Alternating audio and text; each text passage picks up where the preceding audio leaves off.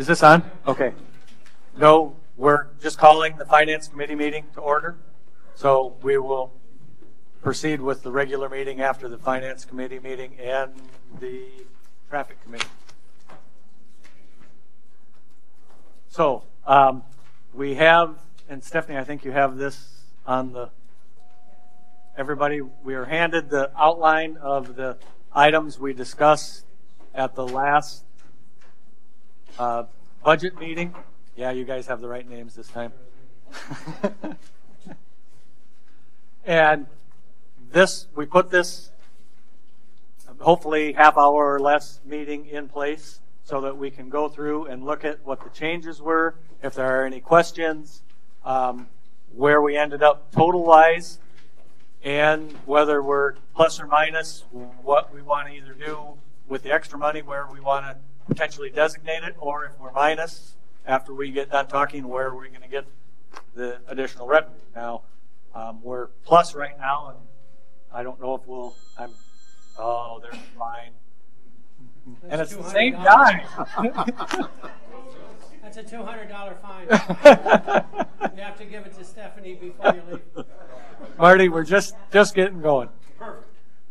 So we can go through, ask whatever questions you want to ask again. If you've got any feedback since in the last week, other questions, we have department heads here. We can go through those items and kind of see where we end up. So Stephanie, if you want to give us at least where we ended up with our totals and options with that, and then we'll go to council input. Yep. So just so everybody's kind of following the same conversation here, what you reviewed last week or the last meeting was the proposed column. Anything council took discussion or direction on would be under this column under council action. If there was no discussion or motion made, then I noted that as well. The items in red under proposed, those were the changes from the first meeting to the second meeting, so they're still documented on there. At the end of the last work session, the direction I heard was to increase any difference to bring us to a structurally balanced budget, to add that to the contingency line. So that's what this line is right here.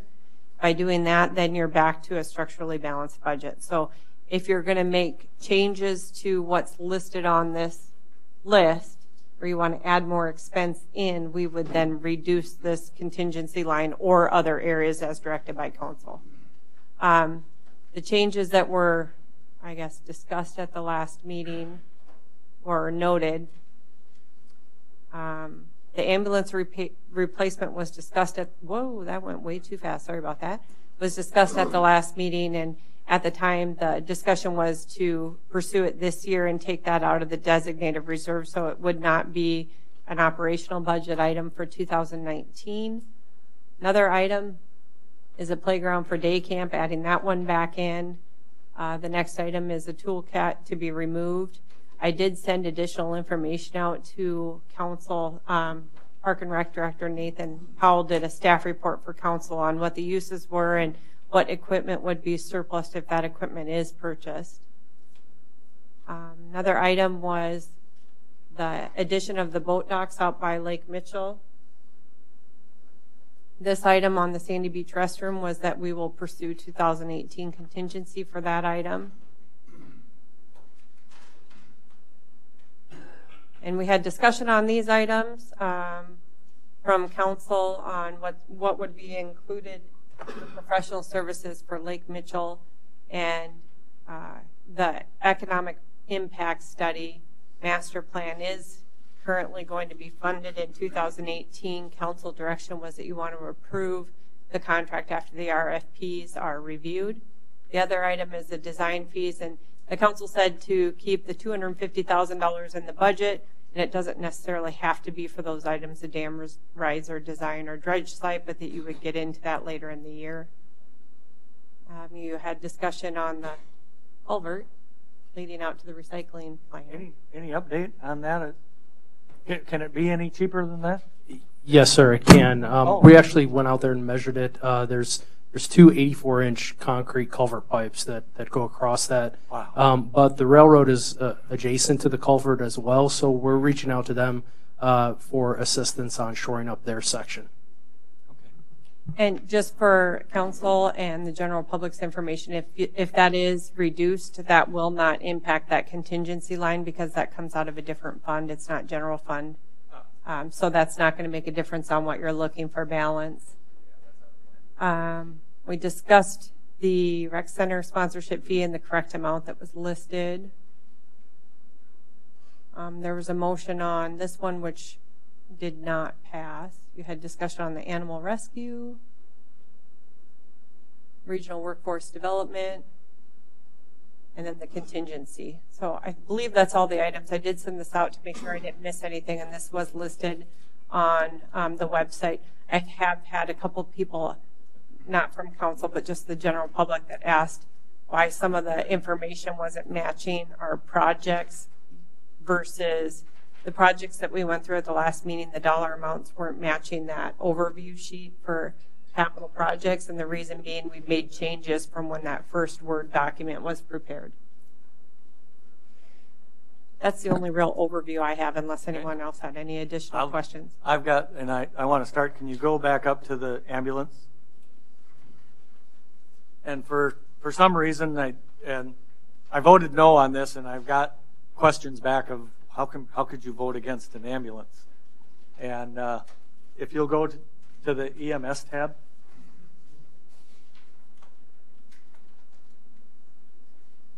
If you look at this, we're running an ambulance service, and we're projected to lose $900,000 next year running an ambulance. If I look at 2017 and look at how many ambulance trips we made 1,824 in 2017, and we lost $543,000, or about $298 for every trip we made. If I look at 2018, and it's not done yet, but I'm going to use the same amount of trips, 1,824, we're projected to lose $934,000, or almost $512 for every trip that we make. And based on looking at that and then talking with the mayor, who has been talking with Lyndon, and we're looking at how come our expenses are doing what they're doing, but more importantly, why our revenues have gone down from $700,000 to projected $447,000, where revenues should at least be flat or stable and not be going down. So they looked at that and came back for 2019 at $900,000 in loss, or about, using the same, if we do the same number of trips, $493 every trip we make. But the comments that I get back of, well, if we have another ambulance or better ambulances, we can make more trips and get some of that money back. But I don't see how you can get money back for every trip if you're losing $500 every time you transport somebody. So we have some investigation to do there, as especially why the revenues are going down. Our expenses, we can see on the salaries what they're doing, and we made a change in 2014 of how we're categorizing that.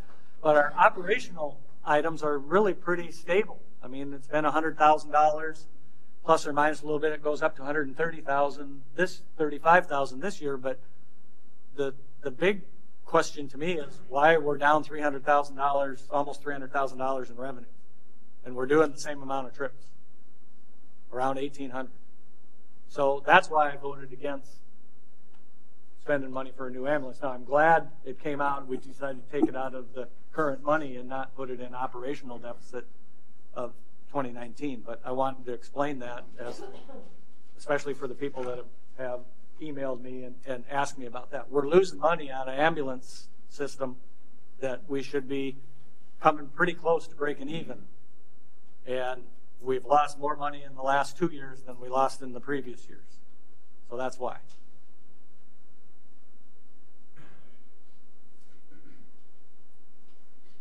And you guys will be meeting in the future of how this is going to be done, or what are we missing? We're not billing out right or underbilled or what? Some of it we were behind on billing, and that is getting caught up. There's a priority. We're putting some other things aside just to get caught up on the billing portion. The other thing we're looking at doing is raising our rates. Unfortunately, we do not collect 100% of our rates. As anybody in the medical profession knows, that when you have Medicare, Medicaid, you have to accept what that rate is. It's much lower than our billed out rate, and you can't control who rides your ambulance and who doesn't. You have to take anybody that calls. So we do think the revenue is going to show a little higher here, hopefully this year. What's the percentage that don't get paid? That get wrote off? I don't have that right. Not for sure. It all depends. It fluctuates year to year. There's no doubt about it. But our number of runs are up this year. We do know that. Lyndon, is there a maximum amount that you can bill Medicaid and Medicare, or is it whatever? You can bill them whatever, but they only pay what the federal amount is. Okay, and what about private insurance? Is there typically a cap on how much can be billed? Not Or that I'm aware. No. Lyndon, one other thing, why are we behind on billing? I mean, We just have one person doing it, and we're putting more of a focus on it right now. And we think by the end of this month, it will probably be caught up all the way. So we were just a little bit behind. It wasn't a lot, but because my always thinking, if you made a run, you know what your costs are, Right. and that should be billed out the next day. Or but some of them will make shouldn't be in payments. business then. Some of them will make payments for years. We've had them make payments for 3 to 4 years on their bill. And I think back to Dan's question, I think it's going to be good for us to know what that recovery percentage rate is, so that we know if every run we're billing out $1,000, but we're only going to collect $500, then we should be looking at what our actual projection is of that revenue coming in that we actually collect, not what the full billing is if we never collect the full billing, so we know where we're falling. So that'll be good information for us to have too. Lyndon, is this the worst it's been this year, or with the losses that we've taken on it? I don't. Well, I mean, what we did this year is we're taking some more expenditures for payroll. Is that figured in that, Stephanie? And that's actually shown below, and even with the 50% of the payroll, which gets you closer to where you were previously, it's still a loss. Right. We've always operated on a loss. That's probably the reason we don't have a private ambulance service taking over this. Sure. But we do have a lot more payroll coming out of this because we transferred a bunch of employees to come out of EMS now that we didn't have in years past.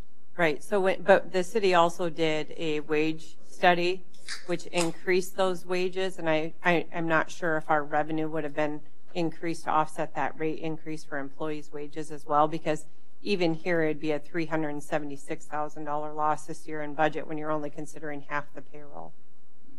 And this year's a higher loss than it has been the previous years. Yes. are we transporting people from other cities and counties? We transport to Sioux Falls. But no. We also we'll go to Chamberlain, Platte, So we'll Howard, all over. We'll go if we pick can. someone up. Sorry, we'll go pick someone up in Chamberlain and transport them to Sioux Falls, hypothetically speaking. No, usually to Mitchell. If it's Chamberlain, but- Chamberlain will do their But own yes, transport. we'll go to Chamberlain and pick someone up. If we have the manpower available. And so, do we ask for those municipalities to contribute at all to the costs that we incur? I mean, obviously, No, because we bill out for it. Huh? No, because we bill out for it, yeah. But obviously, we're billing out at a loss, so we're. Not always. Some of them are pay 100%. Some don't. It's hard. But I don't think you can go bill somebody else once you've already billed. the What about? person. Can we have them help purchase an ambulance since they're I using doubt it? it. They're running their own ambulance service with Oh, the they same are. challenges. They all are, yeah. Just brainstorm. We'll work to get some sort of breakdown. So we've been looking at this for a month now. It's one of those puzzles that we're gonna work hard here to get solved. Other questions? Other questions on the list? Any other questions, comments people have received, etc.? Yes, no? Nathan did go back and revisit the Toolcat. Yes, I did, and you also have that report. But I also need to report that, excuse me, I'm ill, so it's $42,000 if we bought it today. So it's significantly less. Actually, sorry, $43,822 is the quote for today. $43,822 is the quote for if we purchased it today. It's obviously a good time to purchase a Toolcat because it's the end of the season, but you'd have to look at the 62 to 68 range at the beginning of the year. Is that a demo, Nathan? I don't believe so. I think it's brand new. Do you have any money in your budget for 2018 to offset this? That you know of, that you could, don't need it, you could get without it to offset this? Not right now. We're watching the rec center and see how we do revenue-wise there before we use any funds for something else right now. It's possible at the end, but I won't know for a couple more months.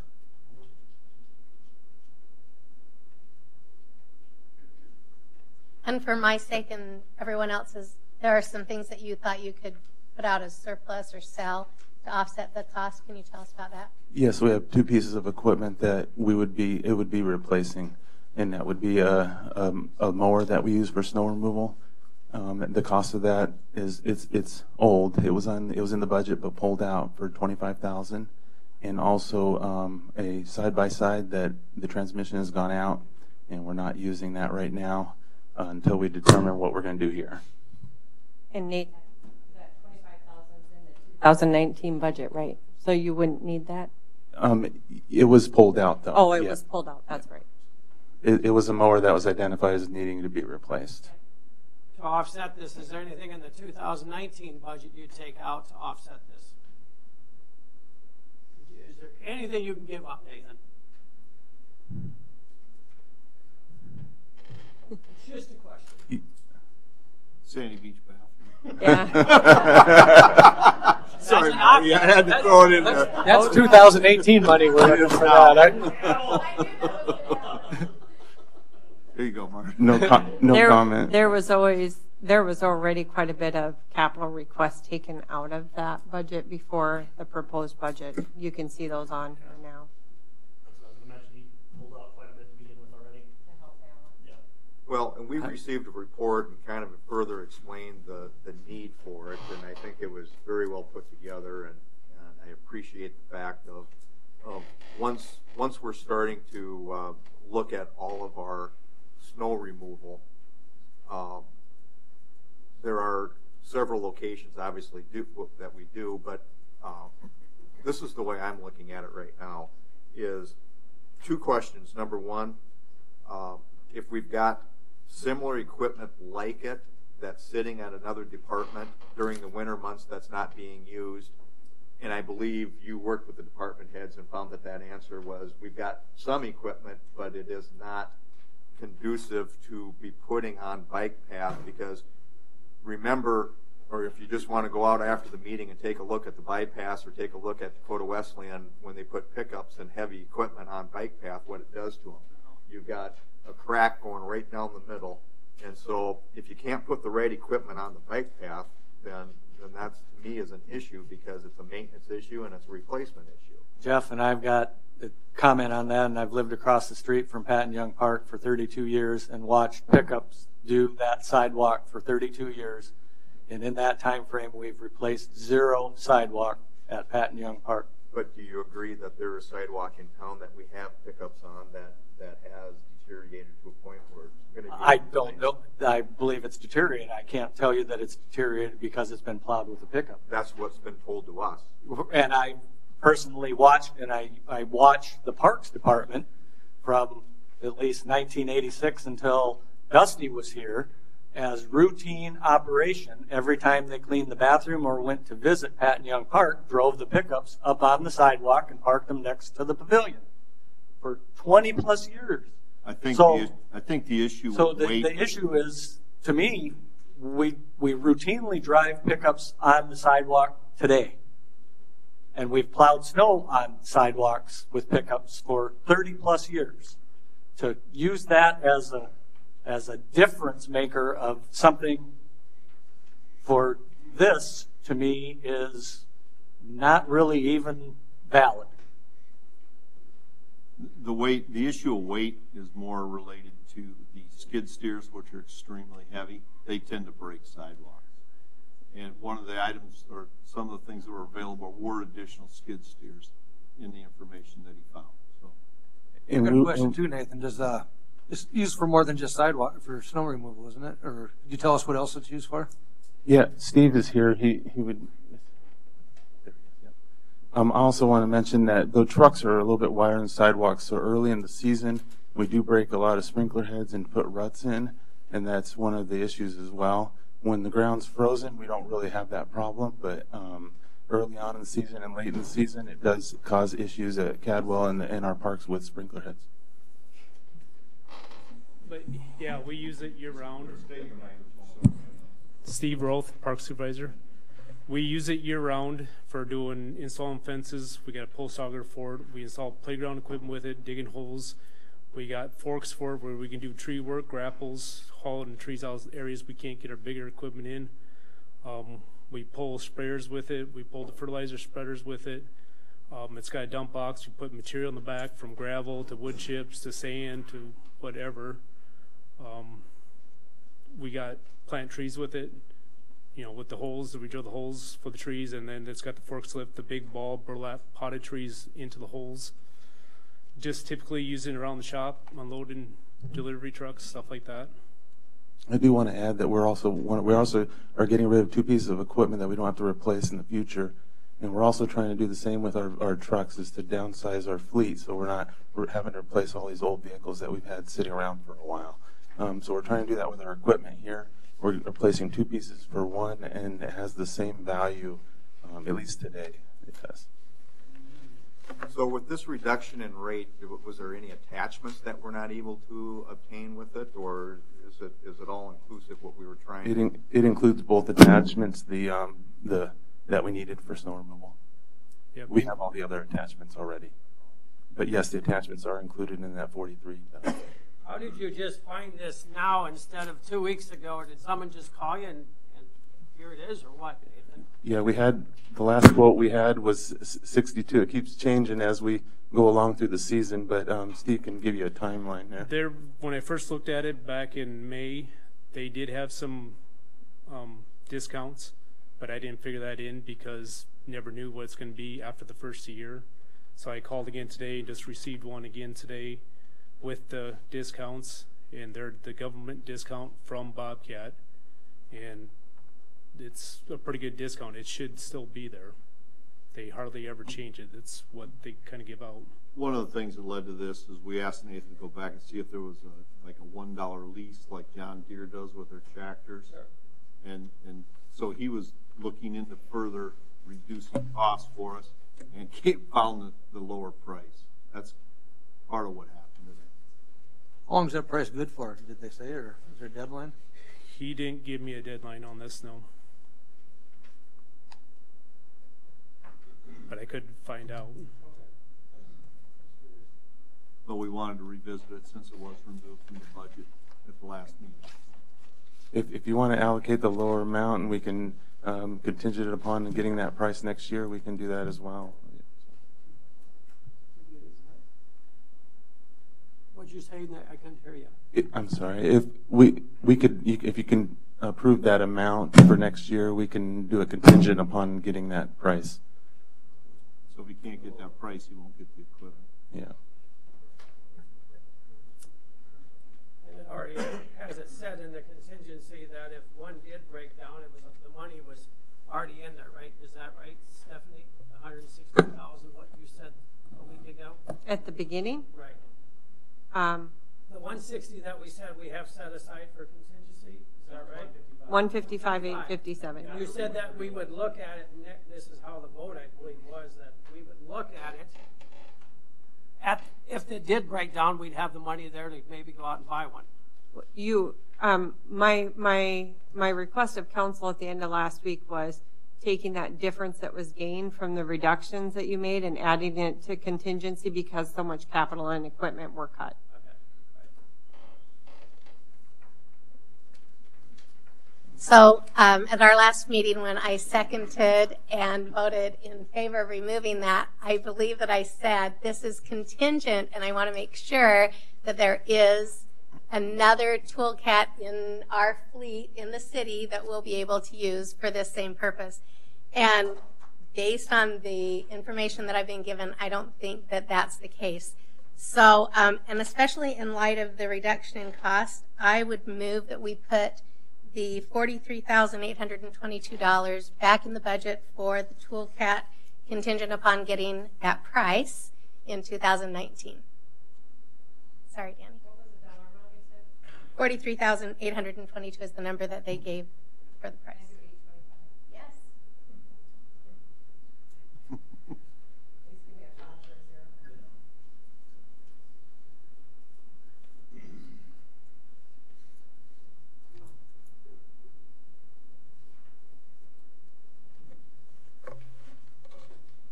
Okay, we have a motion. Do we have a second? I'll give you a second, Susan. Okay, we have a My motion. concern that I had Okay, is the discussion. Go, Marty. Yeah. The concern I had a little bit is just from the, a little disappointed, I guess, in the pricing is where we're at 68, and then now we're down to 42. I mean, I appreciate you guys finally doing your homework, but it's a little disappointing that we have to, I guess, reject a bid or get on a little bit on certain people's situations to finally have you go out and search a little bit more to try to find a bargain that's the right thing for the city. And that's the point of, I think some of the council members are just a little concerned on why didn't you do your homework to begin with? And I think that's what I've been hearing from a few of them. And I think that's just a little bit of the disappointment that we're having up here is the fact that the homework should have been done a little bit better before we got to this point of the stage. So I appreciate things are being done now differently. I'm saying just, I think that's for all department heads. We get to this stage of the game, we know we have to cut as much money as we possibly can to make things work. We got to buy these kind of things, but we need you to do your homework for us and bring it to us so we have the right amounts to work with, because I don't think we'd be at that level if you would have brought the $43,000 to us 2 weeks ago. I really don't. Point taken. Thank you, Marty. So, go ahead. Yeah, no, I was just say further discussion. Okay.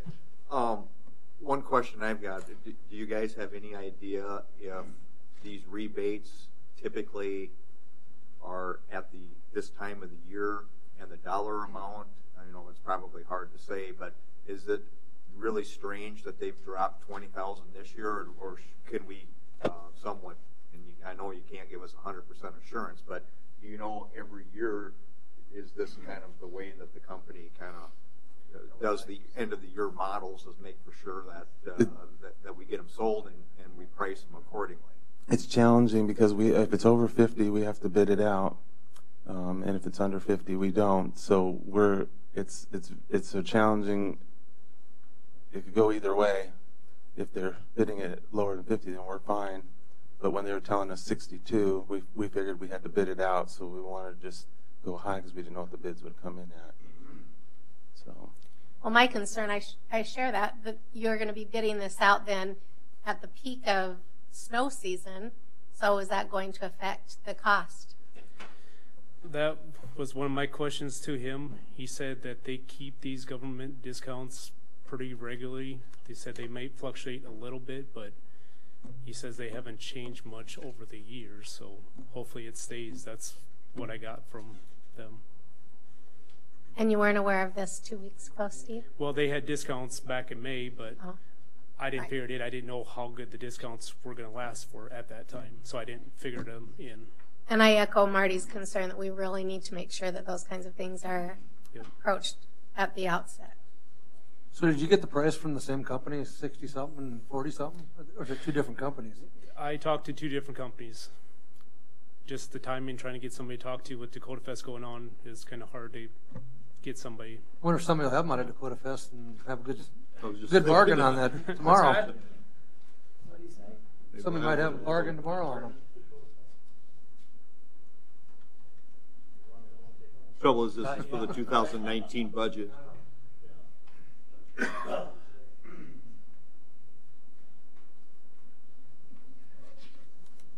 Okay, any other discussion? Motion and a second.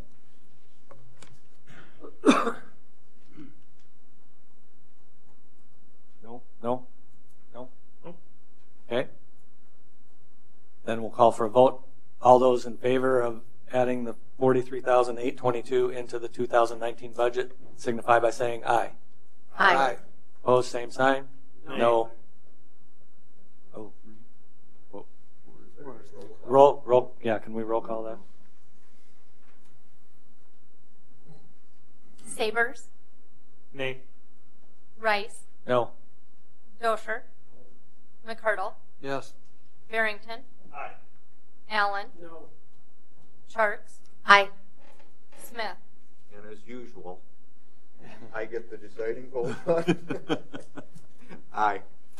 4-4. So it fails. On this one. Okay, so.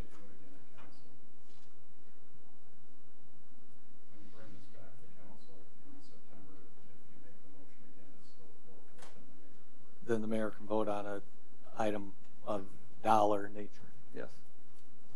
So now you want to throw it all back on me, huh? No problem. And Jeff and I were just talking a little, and I understand the concept and the discussion and everything else, but how much contingency do we have in 2018 left? I thought I should have had it ready. Well, if you take out the 65,000 for the bath thing, I think you're about 370,000 with the other items we had in there, I want to say. I've got 500? 500. Oh. But keep in mind, there's no total in here for the insurance claims. Right. Which we don't know what those are going to be. Yeah. And that has the bathroom in it. And that has the bathroom? Okay. The 500 has the bathroom already in it? Yeah. Okay. We have 191, Marty knows 421 that number. discussed.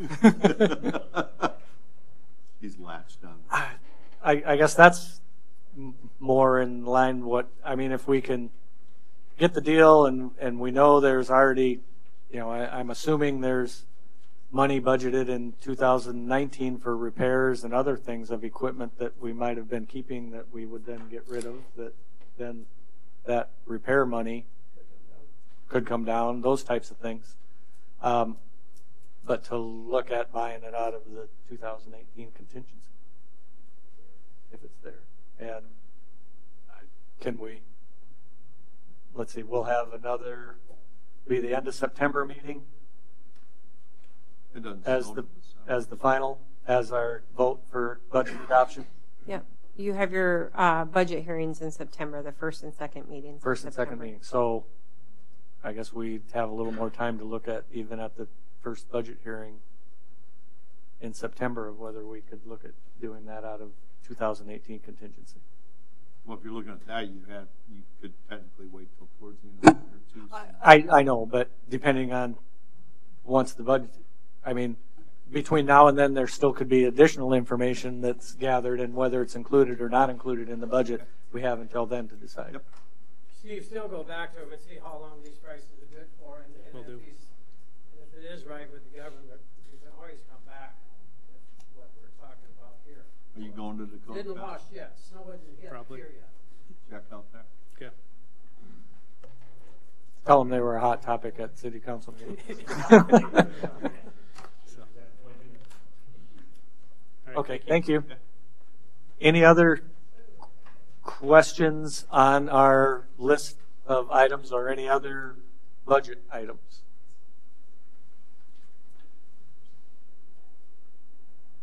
Yes? No? Things, and we'll talk about it in September also, and then have the formal hearings and any other items that will then come up.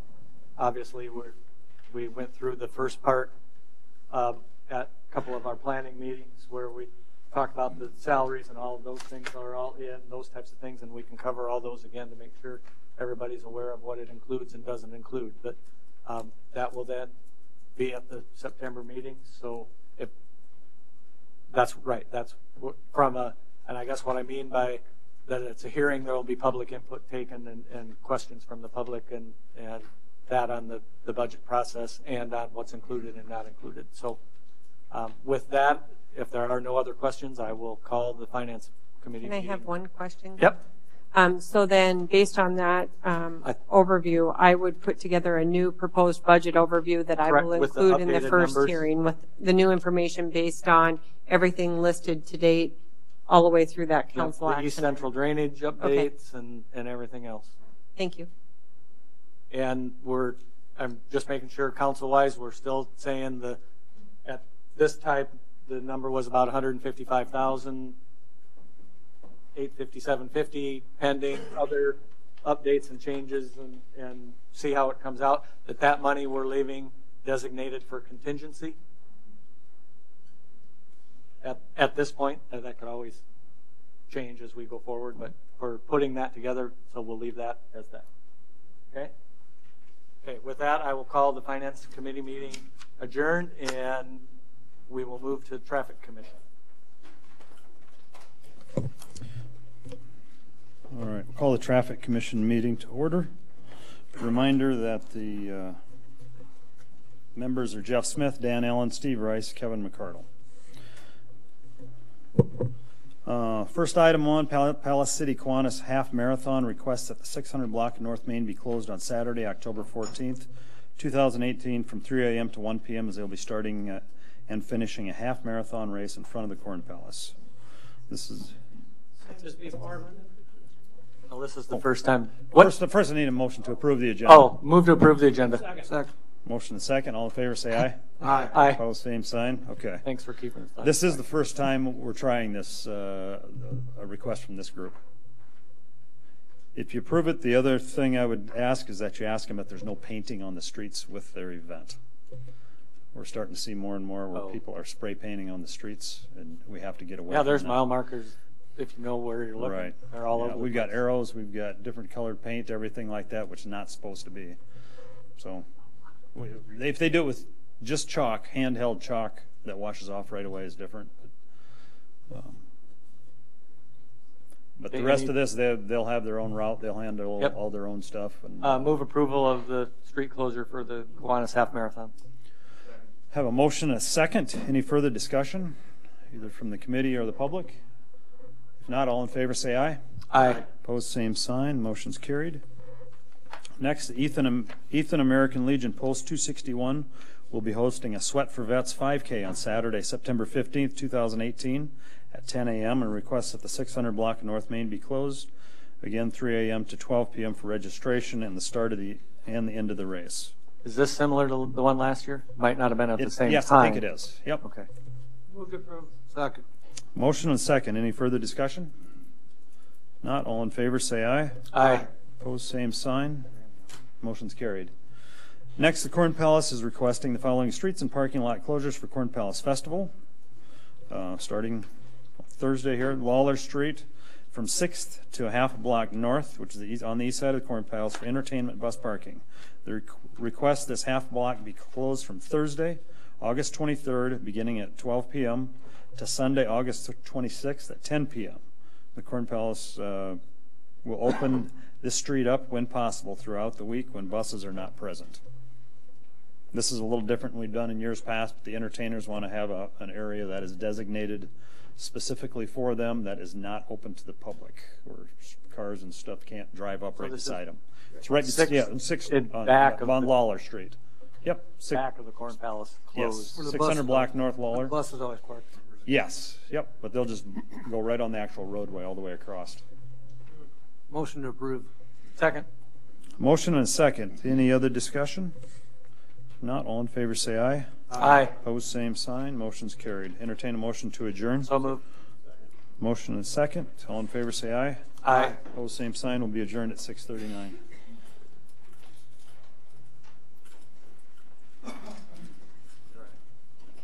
Call the meeting to order. Start with Pledge of Allegiance. I pledge allegiance to the flag of the United States of America and to the republic for which it stands, one nation under God, indivisible, with liberty and justice for all. Grace Baptist. Sorry, Grace Reform. I'm sorry. He couldn't be here. I got an APB out and for a pastor. So So I'm the new Seventh-day Adventist pastor in town, Dave Minch. Let's pray. Father in heaven, we are grateful for every opportunity that we have to be led by you. And certainly there are concerns, many of them financial, but you have that all worked out. And so we just ask that you would be present here with us and that you would lead and guide and brighten our minds with understanding that's needed. Thank you for that. We thank you in Jesus' name. Amen. Thank you. Roll call. Sabers. Sabers. Here. Rice. Here. Dosher. McCurdle. Here. Barrington. Here. Allen. Here. Sharks. Aye, here. Smith.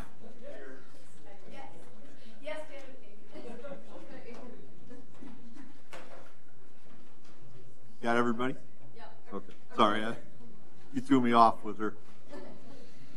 All right, approval of consent agenda items. Items appearing on the consent agenda may be removed by a city council member for discussion at the beginning of the formal agenda items. A couple things I would like to point out. We are appointing Ann Temple to a term on the library board and Dennis Merrick to a term on the park board. Denny is actually fulfilling a term that is Scott Kroger's. Mr. Kroger resigned this last week and will be moving out of town. And then item H, I believe it is, set date for bid opening is going to move to item 18A on the agenda. As you want to speak to that, Mr. Croce? Item H. Yes, sir. So really, we had this under consent for rebidding the water tower coatings, and really we need to reject the bids first and add this to the to a regular agenda item. So it's on here, but it'll be 18A. If I remember to put it in under 18A. I've got it written there. I just wanted to, I don't have anything I want to remove, but I wanted to talk about the gas and fuel quotes. We only had one bidder this time, and I was wondering if we have any idea why Country Pride didn't bid this time, or they usually do.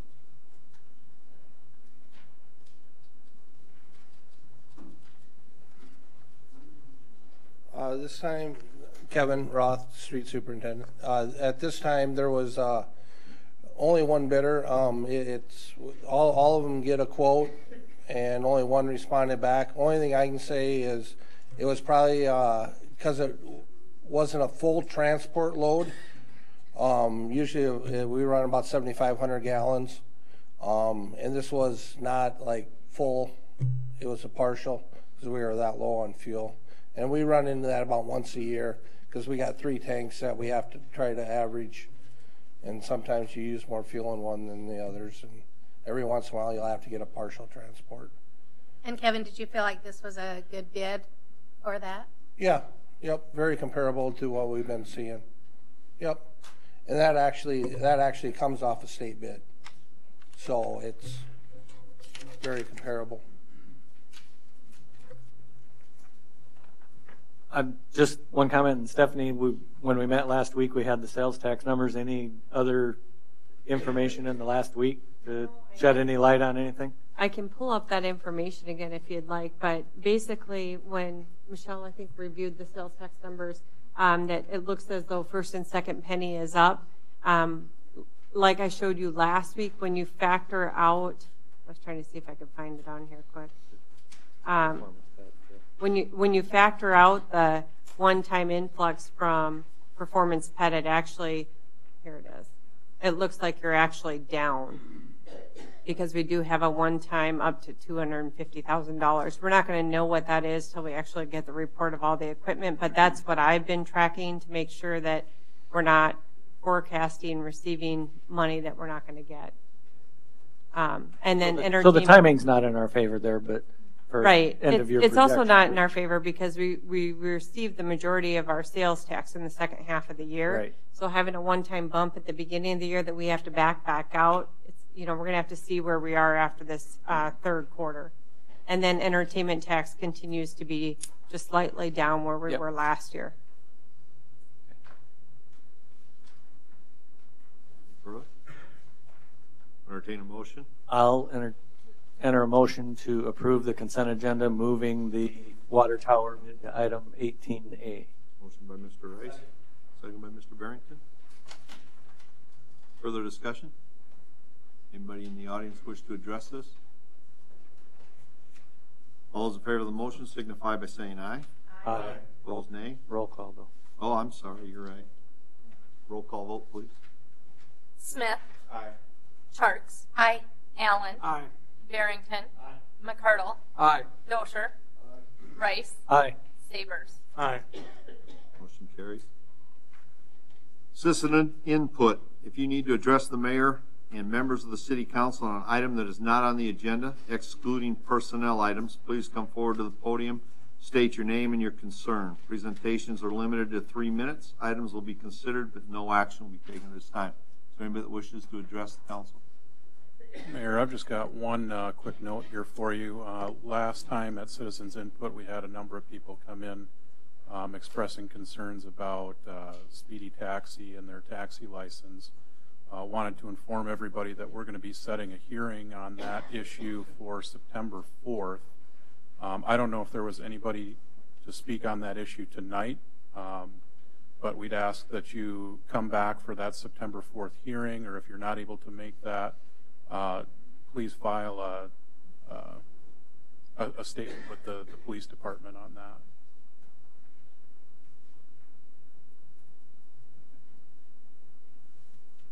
Anybody to address this? Okay. I won't address the dimensions. I know there's 7 people out there sitting that's here for the city. Oh, okay. We're going to be sending out a notice of hearing on that, and it should be published in the paper this Friday as well. Thank you. Okay. All right, moving on, committee reports. We had finance meeting, started at 6 o'clock. We reviewed the current budget information and discussion the council's had. Made a couple decisions, I guess, and we'll bring that back for the hearings on September 4th and 20th. 17th? 4th, yeah, we don't meet the holiday. Yep. 4th and 17th, and for the budget hearings and review. The meeting, I guess, got done about 6:35.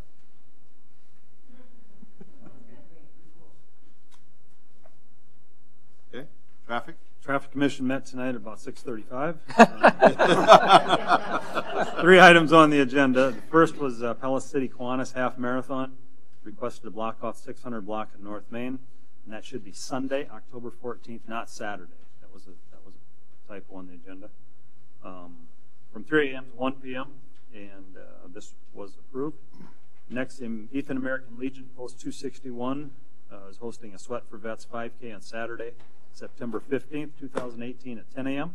Request 600 block North Main be closed from 3 a.m. to 12 p.m. for registration and start at the end of the race. That was also approved.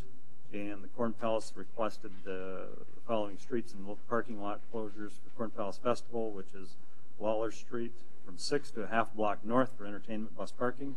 Request a half block to be closed, this half block to be closed on Thursday, August 23rd, 12 p.m. to Sunday, August 26th at 10 p.m. And the street will be opened up when possible throughout the week when it is not being used by buses. We adjourned at 6:39. Move to approve the committee reports. Second. A motion and a second. Is there discussion? Anybody from the audience wish to address it? Hearing no, proceed to vote. All those in favor of the motion signify by saying aye. Aye. Opposed, nay. Motion carried. Hearings on the application of Corn Palace Shrine Club for a special event liquor license located at the Masonic Lodge on August 25th, 2018 for a wedding. Move to approve. Who made them? Mr. Allen? Second by Mrs. Charks. Discussion? Anybody from the audience wish to address this issue? All those in favor of the motion signify by saying aye. Aye. Opposed, nay. Motion carried. On application of the Corn Palace Shrine Club for a special event liquor license located at the Masonic Lodge on September 18, 2018 for the Sportsman's Classic. Move to approve. Second. Motion by Mr. Rice, second by Mr. McCardle. Discussion? Anybody from the audience wish to address this item? All those in favor of the motion signify by saying aye. Aye. Opposed, nay. Motion carried. Board of Adjustment, entertain a motion for the City Council to recess and sit as the Board of Adjustment. So moved. Motion by Mr. Rice, second by Mrs. Charks. All those in favor of the motion, any discussion on the motion? All those in favor of the motion signify by saying aye. Aye. Opposed, nay. Motion carried. Action to set date for Board of Adjustment hearing for 9/4/2018. Dan Fiechner, applicant, and Aaron, Jessica, and Shirley Boz have requested the City Planning Commission and Board of Adjustment to consider the application of a conditional use permit assembly hall at the property legally described as east 1/2 of southeast 1/4 EXIT1 Perry Township 32 Township 104 North Range 60 West Davison County, South Dakota 5600 5700 block of North Olman Street, zone urban development. Set the date. Motion by Mr. Allen, second by Mrs. Charts. Discussion? Anybody from the audience wish to address this? All those in favor of the motion signify by saying aye. Aye. Nay. Opposed, nay. Motion carried. Action to set the date for Board of Adjustment hearing for 9/4/2018. Carol Ragel has requested the City Planning Commission and the Board of Adjustment to consider the location of home occupation homeopathic treatments at 815 McCabe Street, east 71 feet of lots 9 and 10, block 20, University Edition, City of Mitchell, South Dakota, zone R2, single family residential district.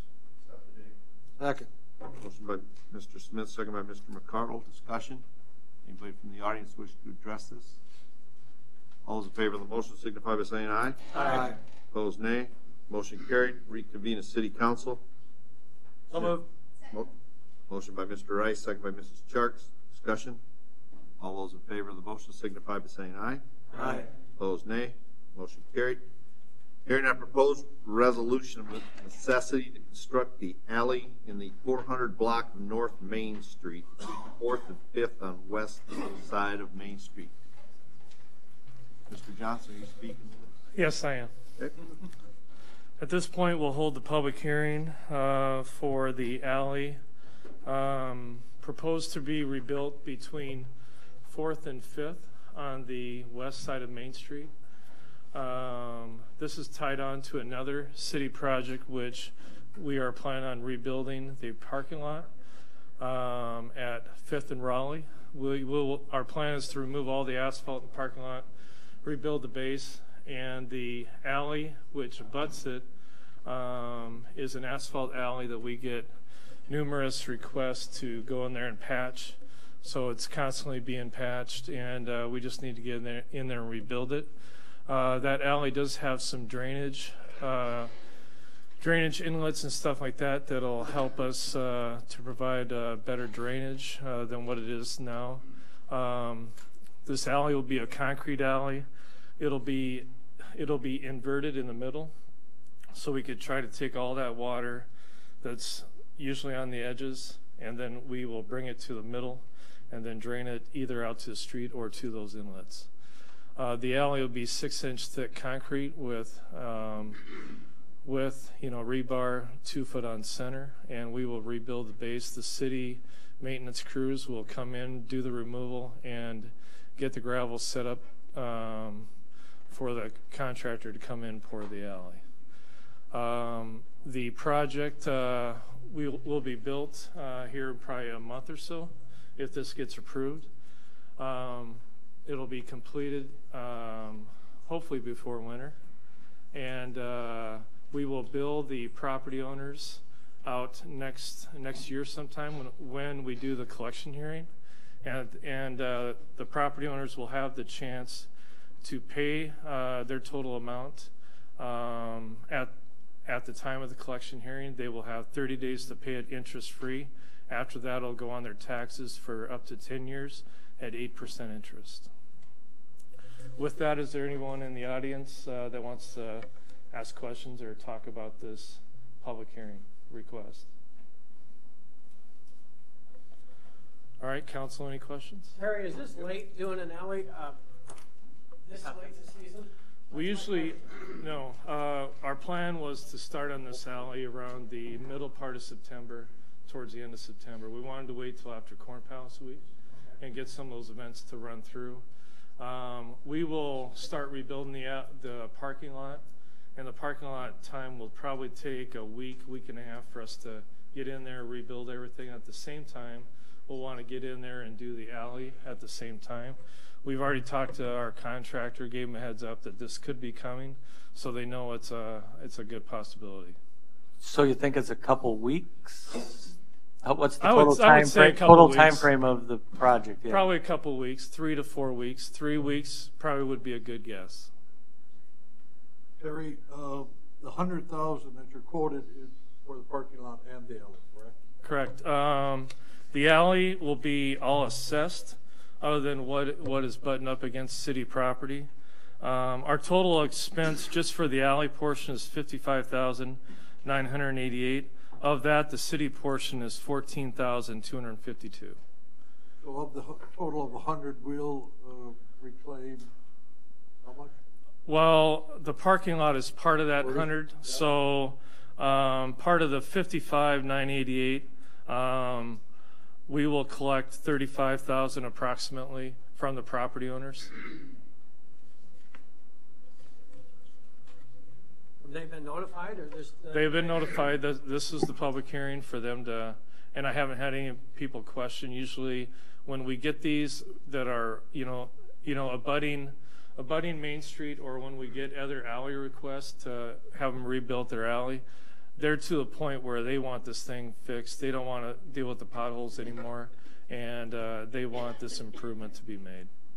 Terry, I noticed over the years we always seem to get an alley and take care of it in that area. Is that the plan? You keep on moving? That is the plan.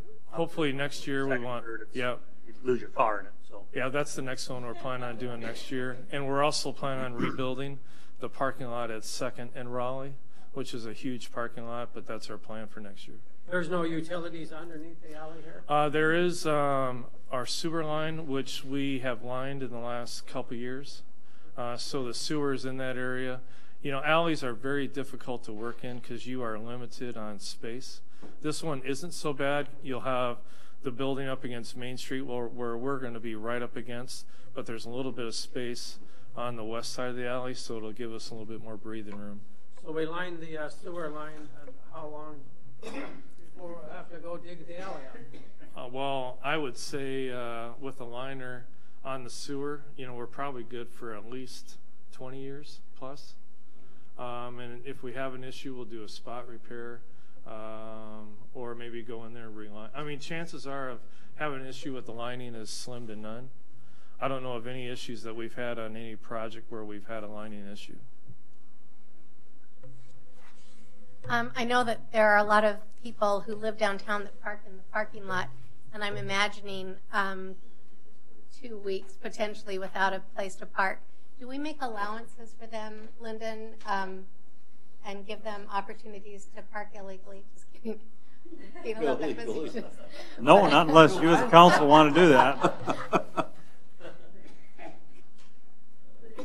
I mean, so what do we allow? Do we just say tough luck, guys, park down the road? We just count it off, and we give people notice. So. Okay. But they would have the 5th and Main parking lot. Yeah. That one would. By illegally, do you mean more than 48 hours? Is that what you're getting at? Well, now that you bring it up. Okay. Any other discussion?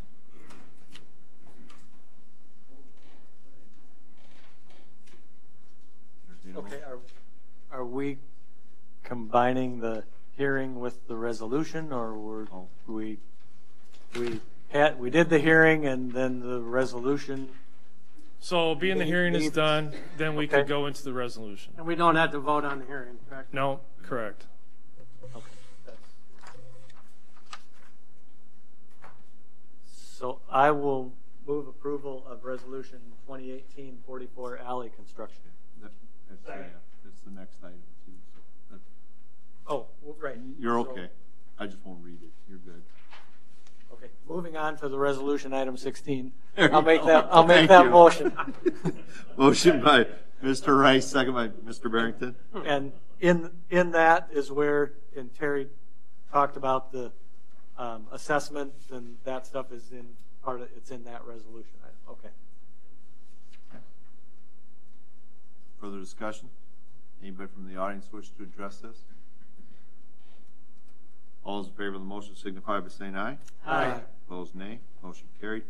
Item 17, action on resolution R 2018-46, the plat of Lot 9, Block 4A of Westwood First Edition, the subdivision of the portion of Tract A2 and Block 4 Westwood First Edition in the northwest quarter of Section 16, Township 103 North, Range 60 west of the 5th Prime Meridian, City of Mitchell, South Davison County, South Dakota. This plat was presented to the Planning Commission at their last regular meeting, and they unanimously approved it. This is in that you're starting to see some twin homes out in this area, and this is, and you probably saw in the plat, there's somewhat of a master plan, and they seem to be following that. So. And this is another twin home too. Yep. like Yep. we're doing. Move to approve. Motion by Mr. Allen, second by Mrs. Charts. Further discussion? Anybody from the audience wish to address this item? All those in favor of the motion signify by saying aye. Aye. Opposed, nay. Motion carried. Item 18, action to reject bids for the South Water Tower Coatings City Project 2018-1. Mr. Croce, you want to speak to this? Yes, sir. So bids were opened at 1:30 on July 30th, and there was a difference between the engineer's estimate and what was received from the two bidders. We discussed it with our consultant, and concerns were raised about the patchwork that would be done on the Schedule B, which is a band repairing inside the tower. So we were concerned about that extending beyond the band that was estimated. Also, there's a schedule on repair and the lifespan of the repair. So after discussions with our consultant, we believe rebidding the interior coating for the entire inside of the water tank at this time is the preferred option. So we'd like to reject at this time the bids that were received.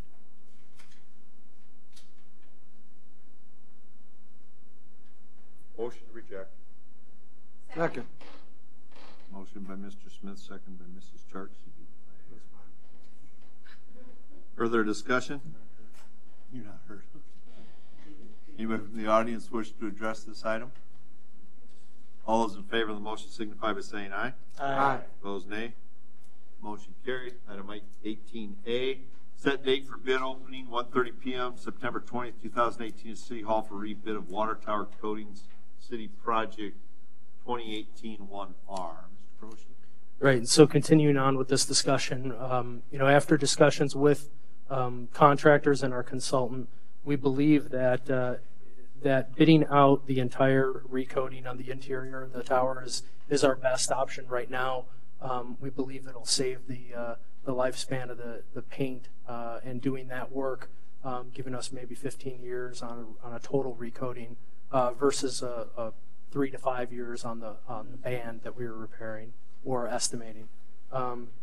Also, to schedule securing the paint this year and scheduling the contractor to do work early on next year, we think we can get a good competitive price around the engineer's estimate of around $180,000. So we'd like to move forward with that.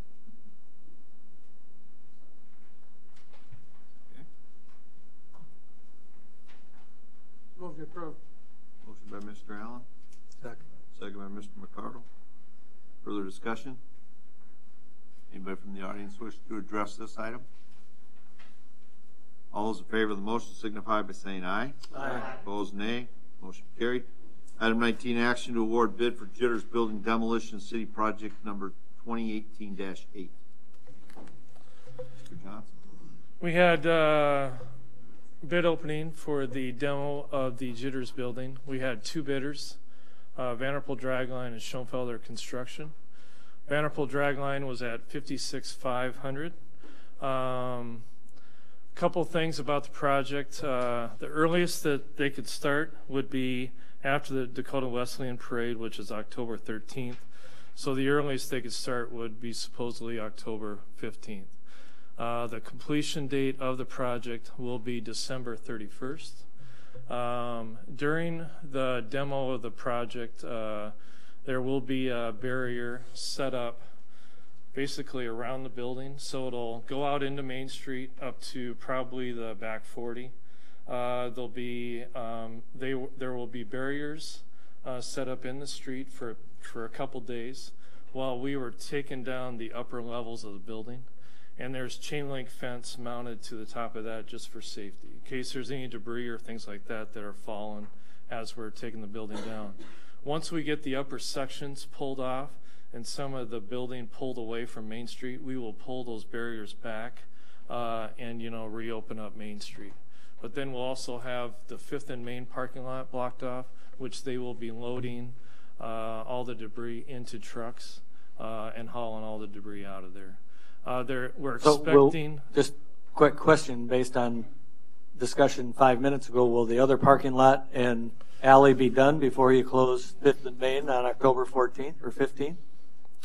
Probably if we start in the middle of September, we should be pretty close done because they can't start until the end of October, until the middle after the parade. The end of October. Okay. So it'll take them 2 months to tear that down? No, about 3 weeks. About 2 to 3 weeks, they figure.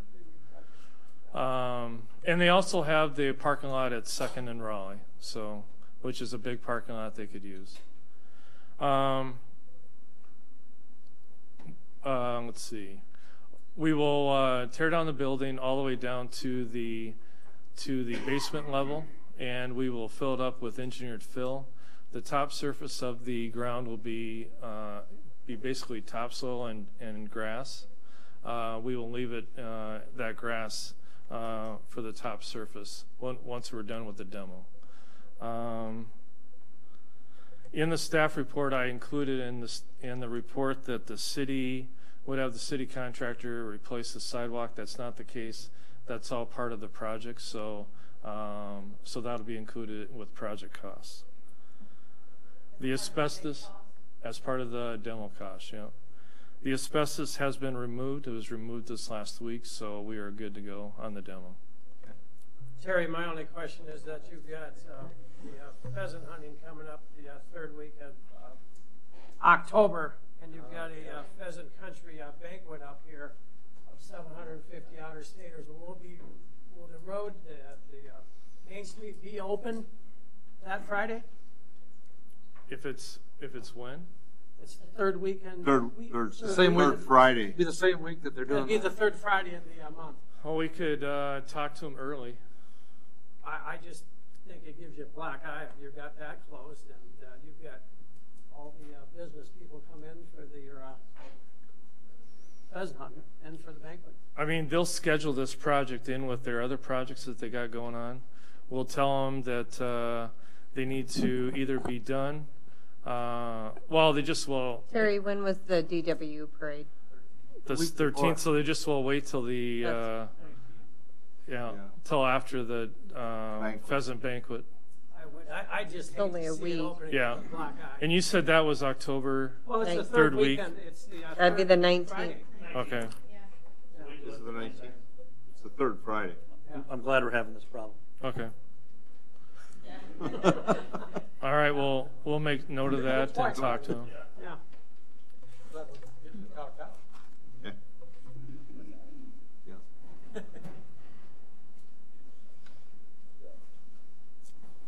Entertain a motion.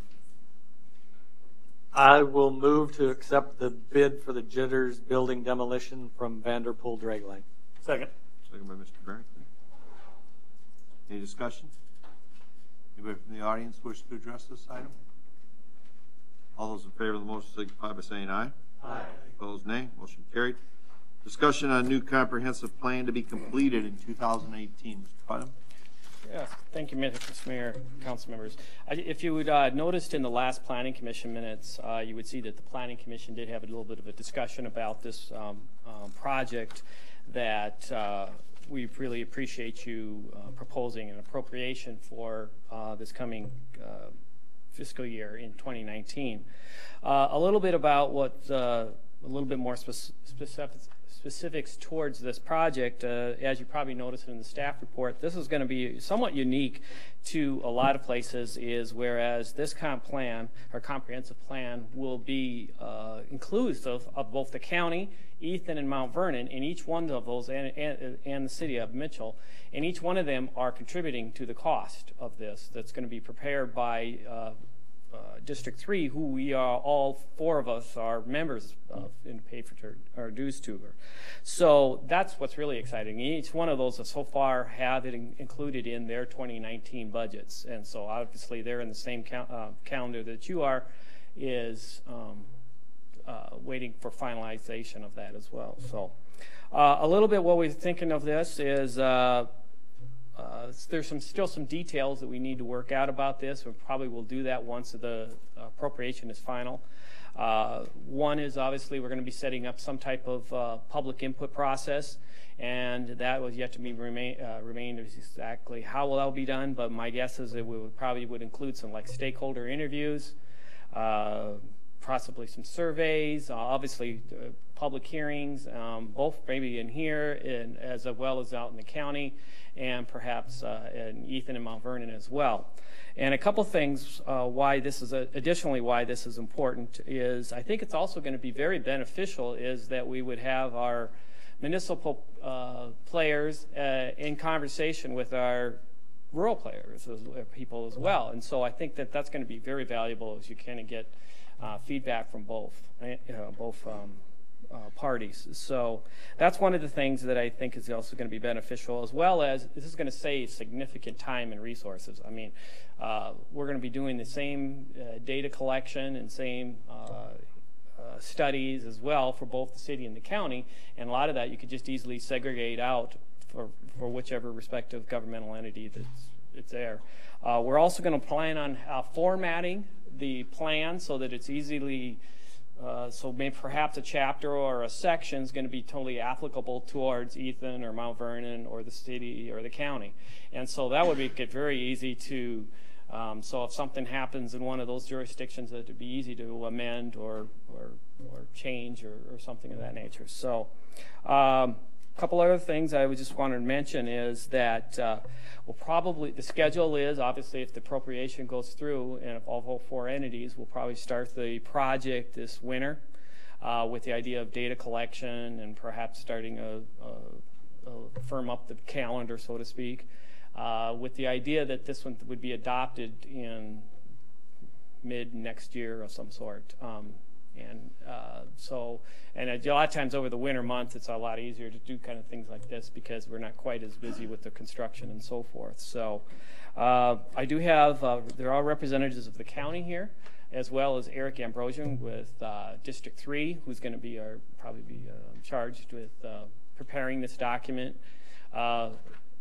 Just as a little bit of a procedural, what this is required by state statute to have a comp plan, and ours is in desperate need of being updated, as well as the county. And I'm not aware that if Ethan or Mount Vernon even have a comp plan. Do they? No. Okay. So I think it's a benefit for them as well. There is, like I said, statutory requirements. There are certain elements that have to be included in both the county and the city, and we'll make sure that those are there. And then also there's going to be required hearings before the respective planning commissions and so forth. But ultimately, the governing bodies will be adopting this comp plan. And so, but in the interim, we'll be receiving periodic updates of how things are going. Again, we'll probably put our work plan together once we know the appropriations are finalized. So I'll try to answer any questions you have, or again, if they're more appropriate for Eric or the county, I yield to them. When's the last time this has been done? Ours is 1990, and I believe the county's was 98. 91? 99. Okay. And again, Ethan and Mount Vernon don't have any. So I've sat on the planning commission, and they're excited to have to get this done where we can hopefully all work together. Right. Have the other entities made their appropriations already? Are we the last one, first It's in one? their budget. They just haven't formalized like you did. They have the same timeframes required by state law that we do, so there'll be hearings in September. I did pull up your budget line that it's in the Public Works Administrative budget right now at $10,000. That's our share. And then yeah, right.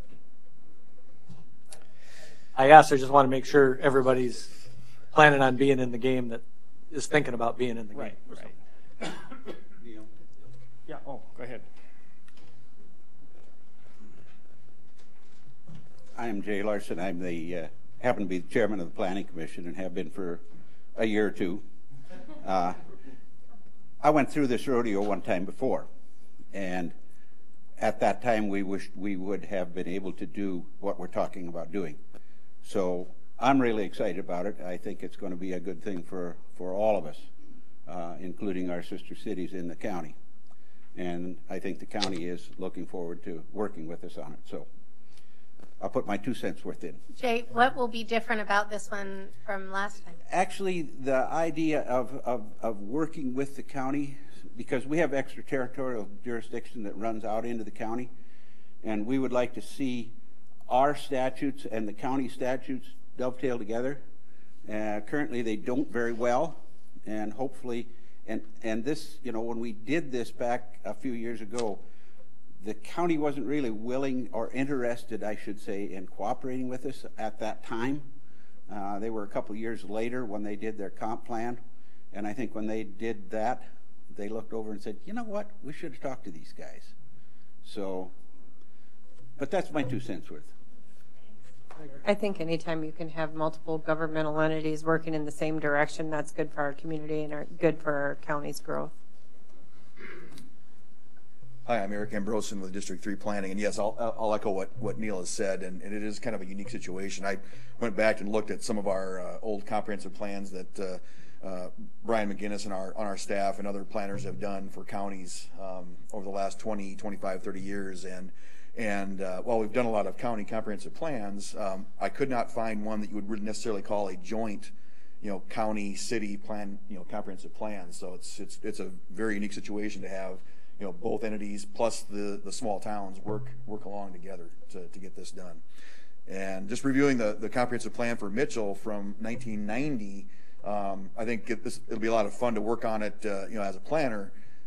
Looking at some of the graphics, some of the maps were done with actual hand-applied lines and stickers and stuff, and that's just that has long been passed in the GIS world. So yeah, it'll be fun to apply some new technology to the comprehensive planning process. The one thing I would add is we have found, this it's probably unique to South Dakota, but I did find some models of some other states, and some of them are that have had a major municipality. It'll get together with their county, and so we have some models. I found one in Montana and one in Wyoming, and obviously there's some from very, very large ones. So if nothing else, at least it gives us a format that we can make it very user-friendly for each entity. And so we just thought we'd give you a little bit of an update, and again appreciate the proposed appropriation, and we'll wait for the other ones to formalize theirs. So is there any action? No, it's just kind of wanted to give you an update to let you know. Just make sure we don't pull it out of the budget, right? Well, yeah. That too. There goes his bathroom again. So thank you for your attention. You didn't have anything? Well, they're really getting you, aren't they? Thanks, Neil. Any other discussion relative to this item? Anybody from the audience want to address anything further on this item? Okay, we'll move on. Item 21, action to approve Agreement A 2018-23 East Central Drainage Study Phase 1. Sir, Mr. Mayor and Council. So we've talked about the project going on next year for the East Central Drainage Improvement Plan. This is to award the professional services and the engineering design. We need to get that scheduled before we actually go out for bid and schedule the construction for early next year. So this request is for staff's recommendation to approve the agreement with SPN. One item just to add, we did verify that you're able to, if you're putting money into the design engineering before we get the application made for the SRF financing, it's okay. We can be reimbursed from the SRF. So that won't change that application process.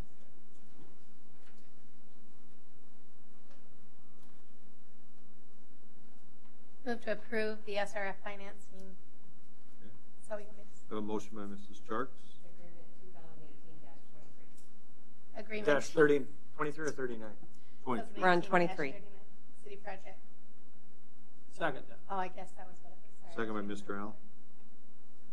Further discussion? Anybody from the audience wish to address this item?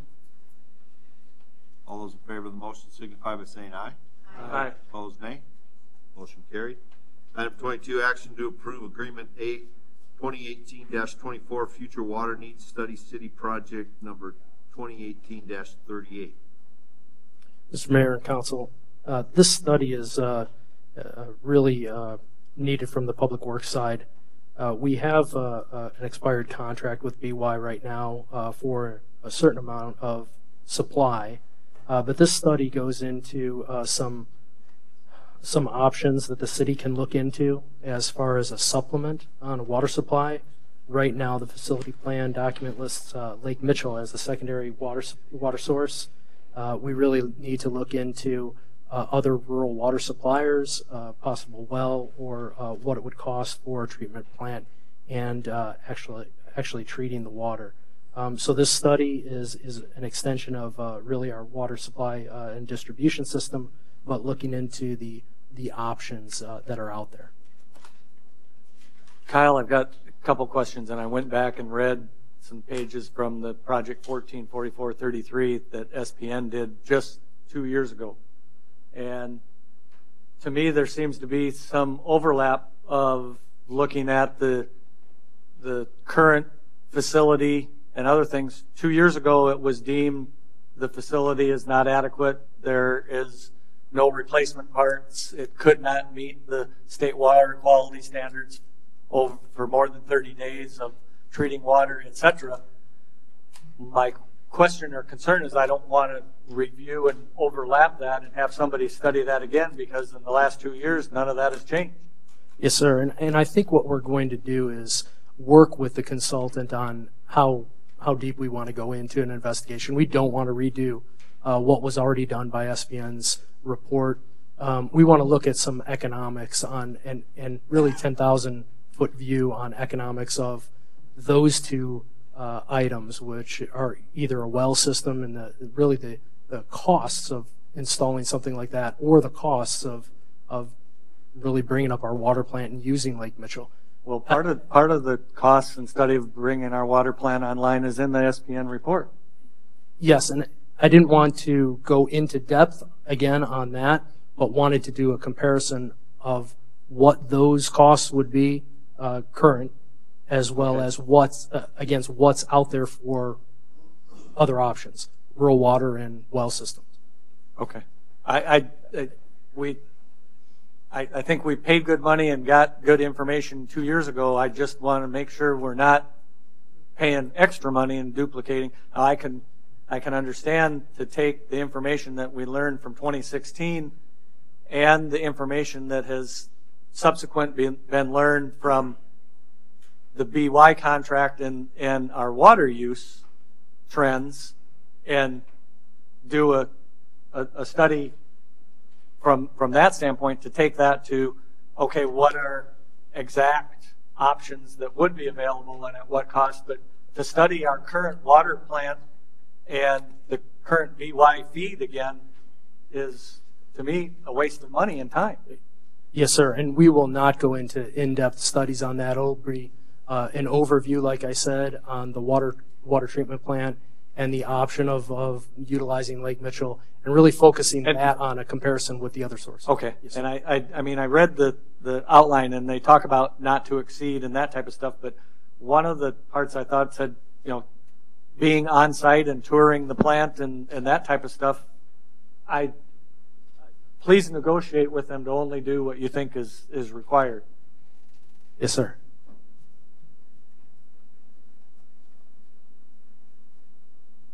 I guess with that, to me, it's great, and I'm excited that we're doing this, and I will move approval of Project 2018-38. Okay, we have a motion by Mr. Rice. Second. Second. Second by Mr. McCardle. Further discussion? Does anybody in the audience wish to address this item? All those in favor of the motion signify by saying aye. Aye. Opposed, nay. Motion carried. Item 23, first reading on ordinance number 2018-08, repealing and replacing MCC section 8-1-7, snow and ice removal. The other Mr. Johnson. Well, I think the staff report kind of covers most of what we've got to talk about, and we've talked about this issue quite a bit over the last year. Basically, this new solution would replace the one that we came up with last time.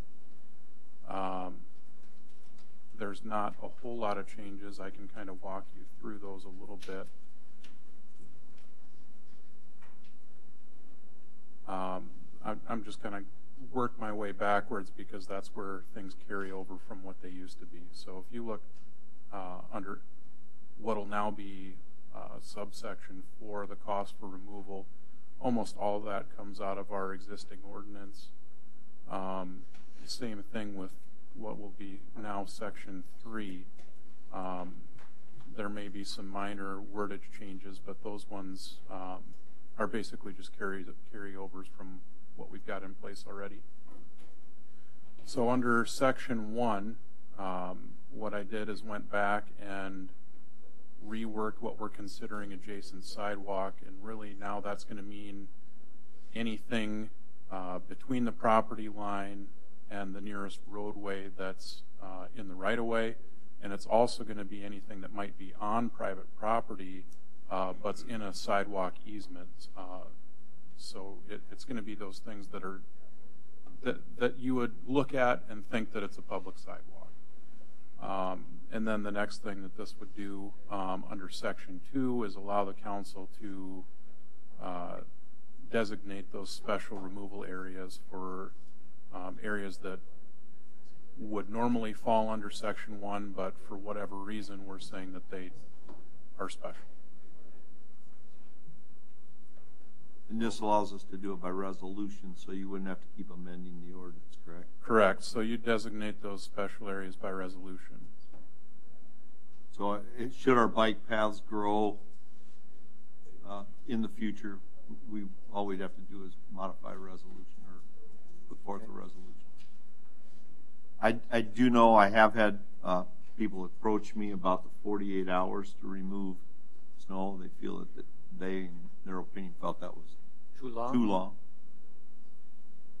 People who do walk I guess if you go back about 2 years, at that time I believe we were doing 72 hours.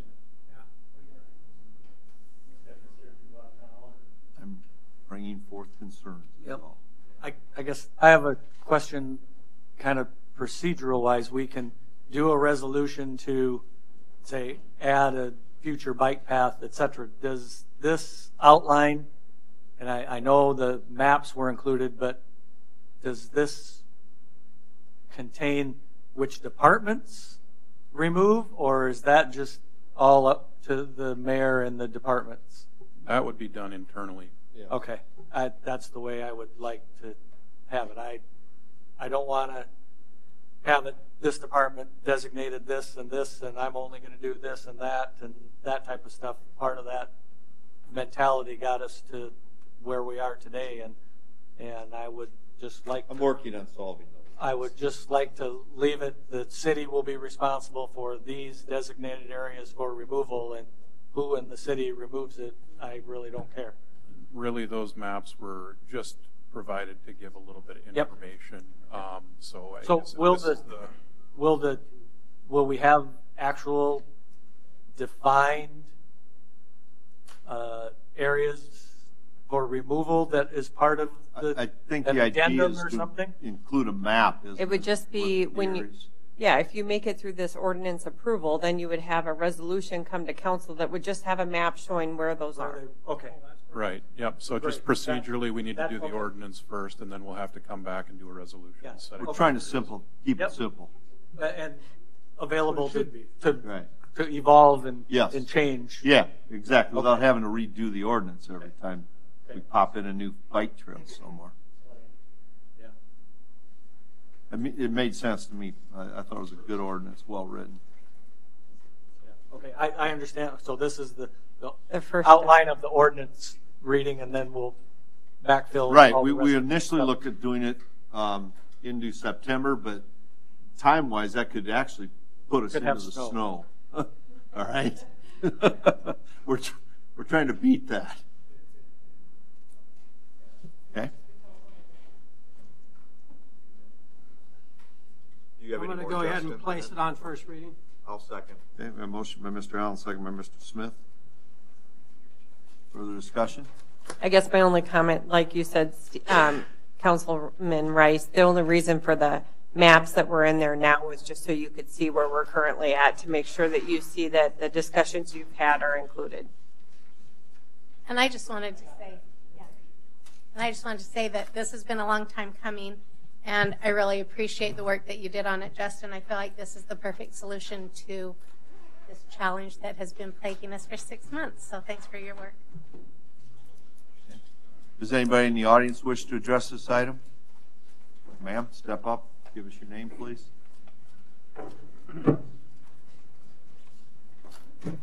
Hi, Nyla Martinick.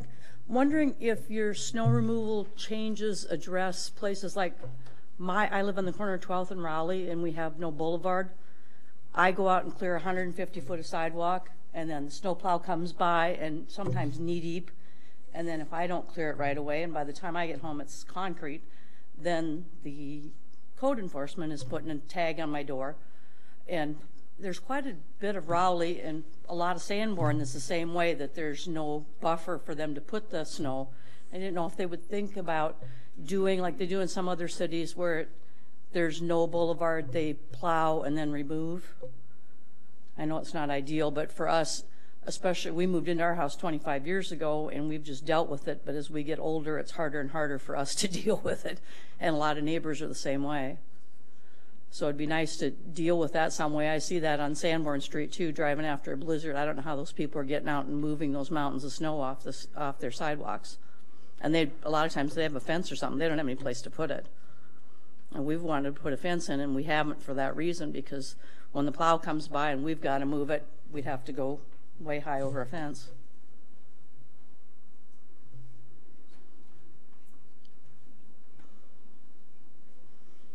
You don't want to push it on the other side, do you? No, there's not really a good solution, but I know I talked to the street guy in Rapid, and he said what they do where they have that situation is they plow it to the curb and then they remove it. But I don't know what other options might be available. Well, I guess this ordinance will allow, I mean, by resolution, the council could look at individual areas and adopt those. You know, yeah. It wouldn't be tough. There's a great deal of sidewalk on Rowley from 7th to 15th that's no boulevard. And Sanborn is probably the whole length Yeah, of Sanborn. pretty much the whole length of it. I'm just curious, how do they remove it? Do they just then go back over it with the same snowplow? And They plow it up onto the sidewalk. Like I said, sometimes it's knee deep or deeper when I get home. And if it's sat there, especially if it's slushy or something, by the time I get home, it's like concrete. And a lot of times we can't even move it with the snowplow. One time I had code enforcement come and hang a tag, and I called them and asked them what the deal was. And I said, I don't mind removing my own snow, but when the snowplows come by twice or 3 times, I'm not doing it. And then somebody came out and took care of it, and it hasn't been as big of an issue as many times since then. But it is like we've got a 150-foot lot that, you know, that's a lot of snow to remove when it's knee deep. Right, so my question is, then do they go back and, I'm looking at you because maybe you know, do they go back and use like a front end loader to, do you have any idea how they would handle that? They would have to use other equipment to haul off the snow rather than just the plow that they're using. It'd be like District A snow removal. Yeah. Yeah. I know they've come down our sidewalk with the plow blade before, but because there's scuffs in the sidewalk. But if you could take a look at that as part of your plan, that'd be great. Then we're going to need another toolcat soon. I would envision what she's asking is that it would be just like District A snow removal. Yeah. You push it to the side and then come along, pick it up, and haul it out. I know our office, when I originally came back to work for Roby Quinlan Everson, we were on Sanborn. We had the same problem. I mean, but it was just, fortunately, I didn't have to do it. Mr. Mayor and Council, just know that Streets Department, they do a lot of miles clearing as well. So it's difficult because there is no boulevard and the sidewalk is right adjacent to the curb. So it's a tough situation, but they're trying to get as much as they can done during that snow or right after that snowfall. And everybody remembers when we're discussing sidewalks, and one of the first things Perry stands up and said, I really would like to have a boulevard, but if you have to save these trees, then you can put it right next to the road, and this then is what we experience. So we hear both sides of it, unfortunately. Yeah, ours is an older neighborhood, and the lots are 50 foot wide, so they couldn't put a boulevard in, or the sidewalk could be under our window. But, yeah, that's true. But yeah, if they could give some consideration to how they handle that, even if they plowed it up and left it to be picked up out on the street, that'd be an easier thing for everybody than having to take it off the sidewalk a second or third time. Thanks. Thank you. Anybody else wish to address this item? I'm glad we're talking about snow before it's here. Exactly. Hearing no, we'll proceed to vote. All those in favor of the motion signify by saying aye. Opposed, nay. Motion carried. We're adjourned.